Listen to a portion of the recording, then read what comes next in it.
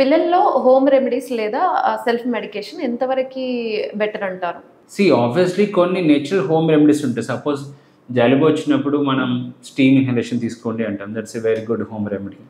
లేదంటే ఫీవర్ వచ్చినప్పుడు కొంచెం గోరువెచ్చని నీళ్ళతో తడబట్టబెట్టి తుడవండి అంటాం. That's a good remedy. Hydration, water intake ఉంటాం. లేదంటే ఒక్కొక్కసారి మనకి కడుపు నొప్పి వస్తే వామ్ వేసుకోవటం, డైజెషన్ లేకపోతే జీరా వాటర్ తాగటం, ఇవన్నీ ఉంటాయి.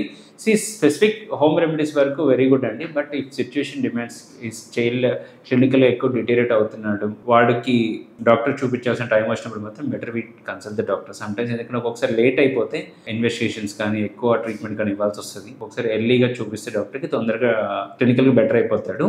బట్ హోమ్ రెమెడీస్ అని మనకు కొన్ని ఉంటాయి. చిన్న పిల్లలకి, చిన్న బేబీస్కి తేనె నగ్గించడం అని చెప్పేసి ఎర్లీగా అలాంటివి చేస్తారు కొంతమంది.